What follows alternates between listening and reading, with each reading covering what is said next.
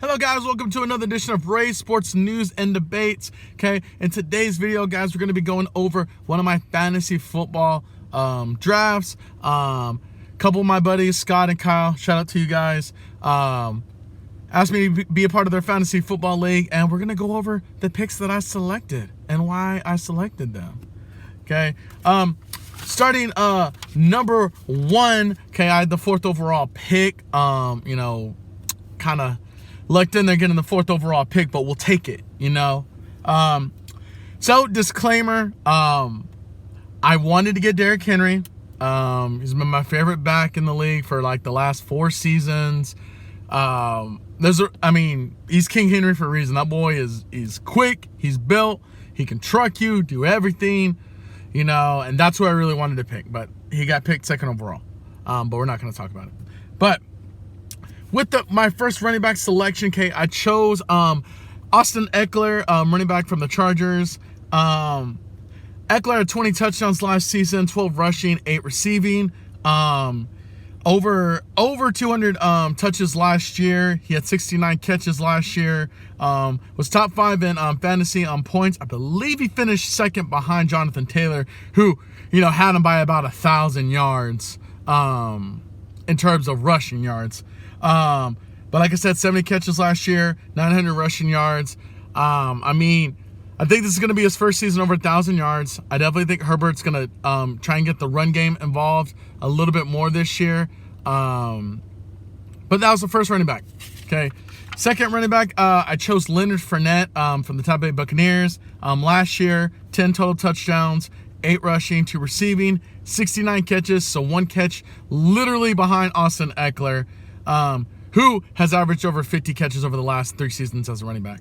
Fournette had 812 rushing yards, over 230 touches in regards of rushes and receptions out of the backfield.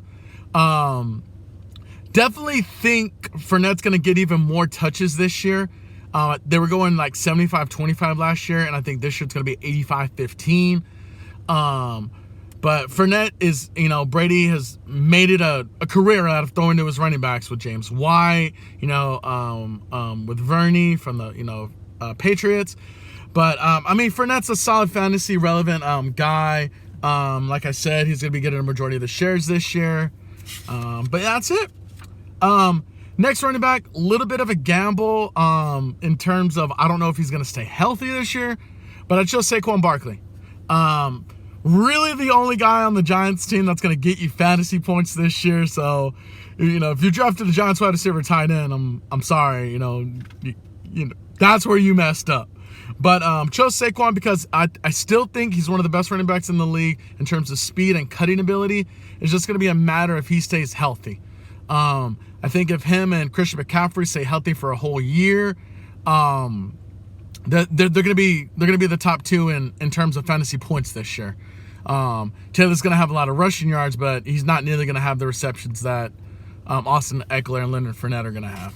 But Barkley's a solid option. Put him in my flex just in case something happens to him. I have wide receivers and running backs that could take his place if he gets hurt. So it's kind of a gamble, but we'll see how it goes. First tight end I selected was TJ Hawkinson. 61 receptions, 583 yards, 4 touchdowns.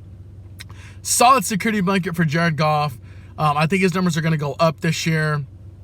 But he's like, if I was going to compare him to something, he's like the Jason Witten of that team. Not in terms of scoring, but in terms of, when Romo 3rd and 5, 3rd and 4, who is he throwing to? Jason Witten. TJ Hawkinson's young. He's 25. He's only going to get better. And I really think, I think he's going to double his touchdowns from last season. I really think he's going to be about 7 and 8 touchdowns. Going to be about 65 receptions. I think he's going to be close to about 700 yards. Just kind of depends on how Goff plays this year.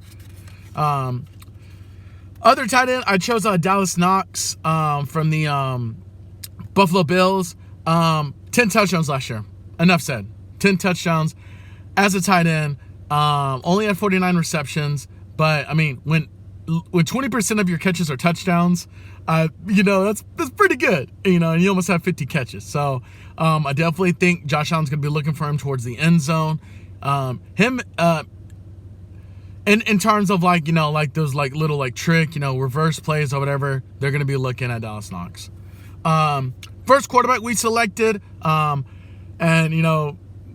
kind of, not helping me with how he played on Thursday, but we chose Matt Stafford. I think Matthew Stafford has a great offense. Tyler Higbee, Cooper Kupp, Allen Robinson, who was Allen Robinson was another guy I selected, but he's on my bench because I think he's still trying to get incorporated in the offense in terms of like how they're going to use him, and blah blah blah. But Stafford, I mean, he's a solid quarterback, option for fantasy. The Rams are going to be heavy on the pass because they basically have no run game. And the thing with Stafford is the turnovers. Man, if he could just limit the turnovers, he's a solid fantasy guy. And, he had, 3 interceptions on Thursday. But, I mean, usually he's like a 3-1 type of guy or 4-2, sometimes 5-1. But definitely think he's a solid option. Other option, I think he might end up being my starter towards the end of the year, is going to be Kirk Cousins. Kirk Cousins, again, kind of fell in my lap in terms of where he fell in the draft. I think the Vikings are winning the division this year. I think Cousins is going to have his best year as a starter. Cousins, for his career, 223 touchdowns. He's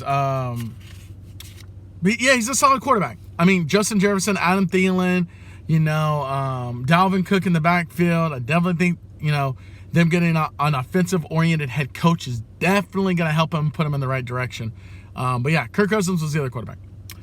First wide receiver, DJ Moore, self-explanatory, clear-cut number 1 in Carolina. I think with Baker being the starter, his numbers are only going to go up this year. He's averaging over 1,100 yards since he's entered the league, averaging 82 catches over said seasons, and he's averaging 4 touchdowns a year. Now, obviously, he had Sam Darnold last year, which wasn't really helping. But, I don't think Baker's like a light years better quarterback than Sam Darnold, but I do think he's better. So I definitely see DJ Moore getting more targets. I definitely see him scoring more in the end zone. I think his yards is going to go up. But yeah, and if Christian McCaffrey can, stay healthy, again, it's going to help. That's going to help DJ Moore. Second wide receiver we selected, A.J. Brown. Clear-cut number 1 in Philadelphia. Pretty solid option. I think his fantasy value is going to go as far as Jalen Hurts is going to take him. But, I mean, yeah, A.J. Brown is averaging 8 touchdowns over a season since he's in the league. He's averaging over 1,000 yards in those seasons, averaging about 63 catches. And I just think, Devontae is going to go in the slot, but A.J. Brown's going to be the clear-cut number 1. We all know that, and we'll see. It's kind of just a wait-and-see type of see. When he was in Tennessee, he was a pretty good fantasy wide receiver. Defense, I went 49ers.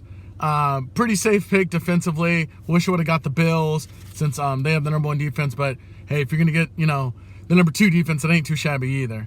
I don't think the 49ers are going to allow a lot of points, especially against really, really good teams. Secondary solid. The Bosa's are solid, and, yeah. But another wide receiver we selected was Juju Smith-Schuster from Kansas City. I think he's clear-cut number 1 wide receiver-wise, but in terms of looks and targets, Kelsey's the clear-cut number 1. He's going to be getting the majority of the looks, majority of the touches, and then Juju's going to be second to that. But between him and A.J. Brown, I don't know who's going to perform better, so it's going to be like a wait-and-see type of deal. But Juju has proven he's a solid wide receiver. He's at a season where he's at 114 catches, another season where he's at 97 catches. He's averaged over 5 touchdowns a year since entering the league. I still think he has a little bit of upside to him, which is why I chose him. Like I said, we selected Allen Robinson, 3,000-yard seasons, 40 career touchdowns, over 5.5 combined seasons in terms of games. He's averaging 1,165 yards. Now, Robinson's 29. It's clear-cut number 2 in regards of Cooper Kupp. And obviously, as you can tell, that's all Matthew Stafford's going to throw to this year, apparently, because Cooper had 19 targets, and Robinson had 2. Now I think if they could kind of slow down on Kupp's targets. Now, if he's open, throw him the ball. Limit his targets to about 14. See if you can get Allen Robinson at about, 7-8 targets, and see what he can do. Chose Michael Gallup as well. Don't know how he's going to come off of the ACL. Pick kind of just came to me, and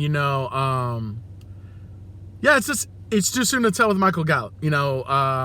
I think he's going to be 1A, 1B with CeeDee Lamb. Everyone's saying CeeDee Lamb's going to be the clear-cut number one. I do think that Gallup is going to score more touchdowns, though.